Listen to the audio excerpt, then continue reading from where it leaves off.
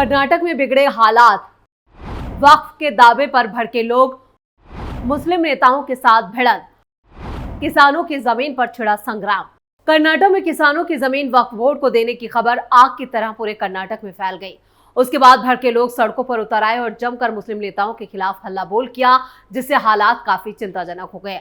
हालात इस कदर बढ़ गए कि पुलिस और फोर्स को भी उतरना पड़ा।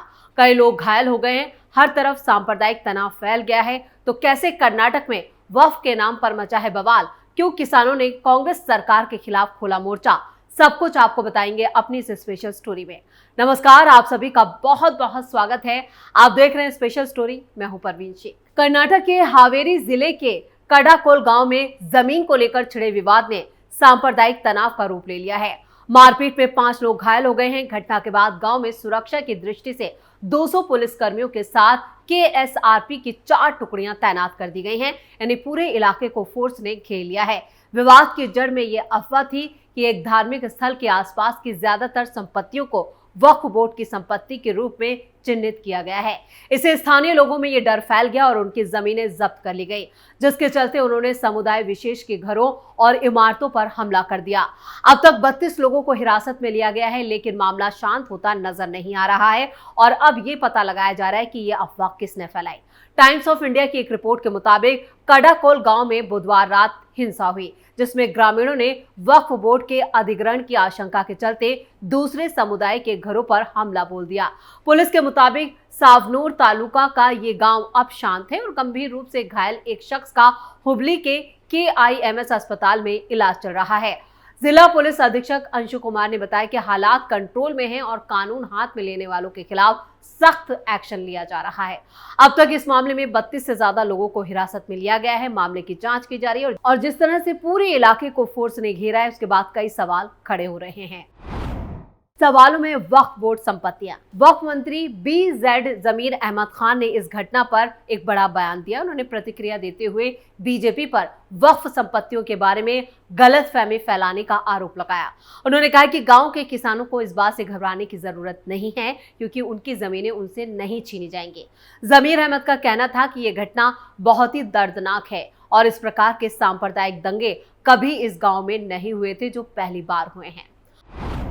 प्रशासन की सफाई और सांसद का बयान। हावेरी जिले की डिप्टी कमिश्नर विजय महंतेश ने हालात को स्पष्ट करते हुए कहा, उन्होंने सहायक आयुक्तों और तहसीलदारों को यह आदेश दिया है कि वो वक्फ बोर्ड की सूचीबद्ध संपत्तियों के दस्तावेजों का सत्यापन करें और एक रिपोर्ट पेश करें। उनका कहना है कि सभी संपत्तियां वक्फ बोर्ड के अधीन नहीं हैं और इस मामले में भ्रम फैलाने की जरूरत नहीं है। दूसरी तरफ हावेरी के सांसद और पूर्व मुख्यमंत्री बसवराज बोम्मई ने राज्य सरकार से यह आग्रह किया है कि किसानों को जारी किए गए नोटिस वापस लिए जाएं और जमीन रिकॉर्ड से वक्फ संपत्ति वर्गीकरण हटाया जाए। सरकार ने यह ऐलान पहले जरूर किया था कि इन जमीनों को वक्फ को दिया जाएगा, लेकिन यह नोटिस वापस ले लिया गया था क्योंकि अब 1500 एकड़ जमीन पर वक्फ बोर्ड का दावा पेश किया गया था, जिसके बाद बवाल मच गया।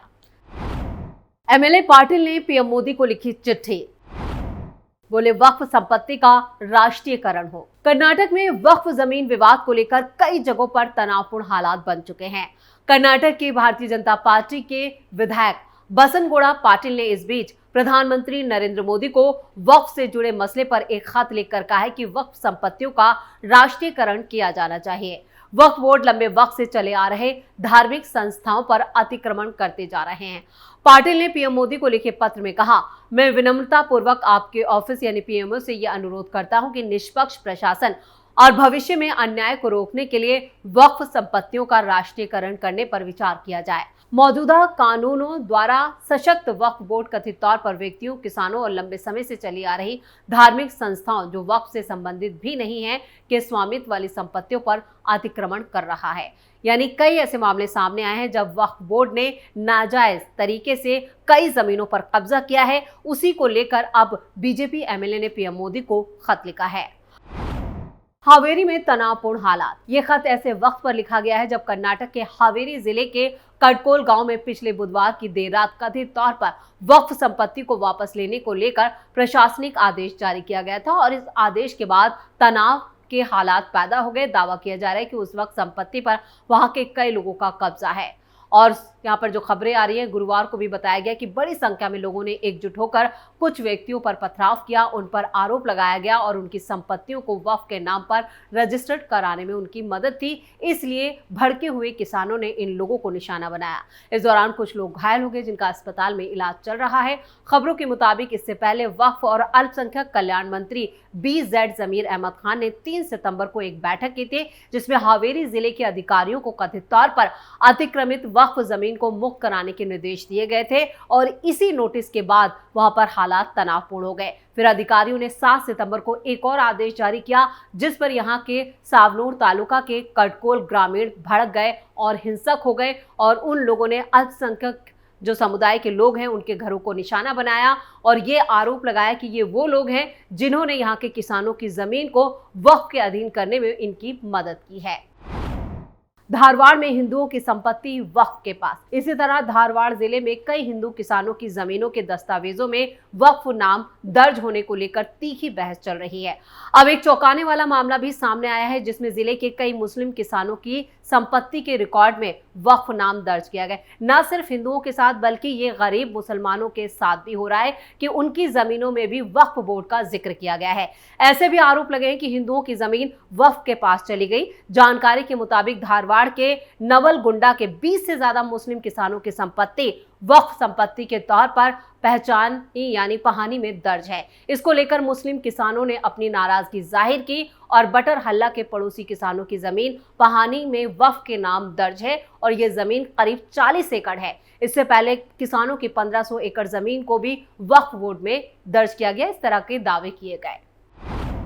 पहानी में वक्फ का नाम शामिल। ये जमीन कई दशकों पहले खरीदी गई थी। साल 2018 से चरणबद्ध तरीके से किसानों की पहानी में वक्फ का नाम दर्ज किया जा रहा है। यहाँ तक कि जब कोर्ट में केस होता है तब भी पहानी में वक्फ का नाम दर्ज किया जाता है। हुनगुंडा परिवार की जमीन का मामला कोर्ट में चल रहा था। भाई बहनों के बीच जमीन का विवाद था। हालांकि इस मौके पर नियमों के बाहर वक्फ नाम दर्ज किया गया और यह आरोप है कि कोर्ट के आदेश का उल्लंघन किया गया। केस होने के बाद मालिक पहानी देखकर चौंक गए, तब वक्फ का नाम सामने आया था।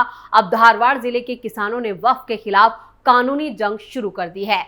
तहसीलदार को इससे जुड़े एक निवेदन पहले ही जो है वो सौंपा जा चुका है। अगर इसमें सुधार नहीं किया गया तो उन्होंने कानूनी कार्रवाई करने की भी चेतावनी दी है।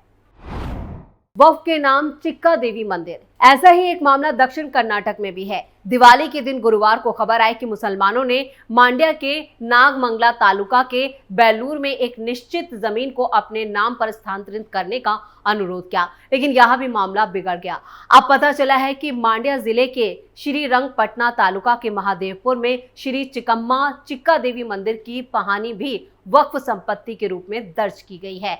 इससे गांव वाले चिंतित हैं। जब पूरे राज्य में वक्फ का मुद्दा चर्चा में है, उस वक्त मंदिर की संपत्ति का रिकॉर्ड देखकर गांव वाले हैरान रह गए। इस वजह से उन्होंने जिला प्रशासन और राज्य सरकार के खिलाफ जमकर भड़ास निकाली है। पिछले कई सालों से चिकम्मा चिक्का देवी मंदिर का नाम पहानी में आ रहा था। गांव के लोगों ने बताया कि पीढ़ी दर पीढ़ी चिक्का देवी को पूजा पाठ यहां पर किया जा रहा है। उसके बाद ऐसा कैसे हो सकता है कि ये मंदिर वक्फ की संपत्ति हो। मौसी चिक्का देवी के नाम पर भी थी जमीन। मंदिर का निर्माण कई दशक पहले गांव वालों की मदद से हुआ था। गांव वालों का कहना है कि जमीन का रिकॉर्ड भी मौसी चिक्का देवी के नाम पर था। हालांकि 1 साल पहले अचानक इसे वक्फ संपत्ति के रूप में दर्ज किया गया।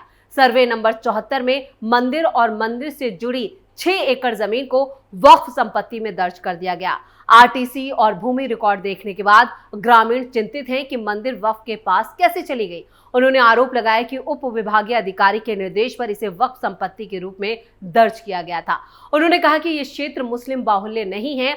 ग्रामीणों ने मंदिर के नाम की संपत्ति को वक्फ में जोड़ने के लिए कोई खत भी नहीं लिखा था, लेकिन ग्रामीणों को बताए बगैर ही इसे वक्फ संपत्ति के रूप में कैसे दर्ज किया गया। उन्होंने कहा कि इसके पीछे कई तरह के शक और किसी तरह की बड़ी साजिश जो है वो रची गई। उसके बाद मंदिर की संपत्ति को वक्फ के नाम कर दिया गया। अब जो कागजात सामने आ रहे हैं उसके बाद एक के बाद एक कई ऐसे मामले कर्नाटक में खुलकर सामने आ रहे हैं जिस पर बवाल मचा हुआ है। हावेरी जिले को भी अगर छोड़ दिया जाए तो कई और जिलों में भी इस तरह के मामले सामने आ रहे हैं जहां पर किसानों की जमीन को वक्फ के नाम कर दिया गया। और ये दावा जो सामने आ रहा है उसके बाद कर्नाटक की कांग्रेस सरकार भी फंसती हुई नजर आ रही है। कर्नाटक से लेकर दिल्ली तक बैठकों का दौर जारी है, क्योंकि हाल हालात काफी चिंताजनक है। न सिर्फ लोकल पुलिस को मैदान में उतारा गया है कि वो हालात को काबू में करे, इसके साथ साथ फोर्स को भी अब लगाया गया है जिससे हालात और ज्यादा ना बिगड़े। लेकिन जो घटनाएं सामने आ रही हैं उसने वक्फ बोर्ड को लेकर एक बार फिर बड़ा सवाल खड़ा कर दिया है और इस बीच पीएम मोदी को लिखी गई चिट्ठी से साफ है कि वक्फ बोर्ड का जो बवाल है वो फिलहाल थम नहीं रहा है और अब वक्फ पर जो जेपीसी की फाइनल रिपोर्ट आएगी वो भी काफी चौंकाने वाली हो सकती है, जिससे देश में और भी कई इस तरह के मामले सामने आ सकते हैं। तो स्पेशल स्टोरी में इतना ही। वीडियो कैसा लगा कमेंट करके अपनी राय जरूर दें, वीडियो को लाइक करें, शेयर करें और कैपिटल टीवी को सब्सक्राइब जरूर करें। नमस्कार।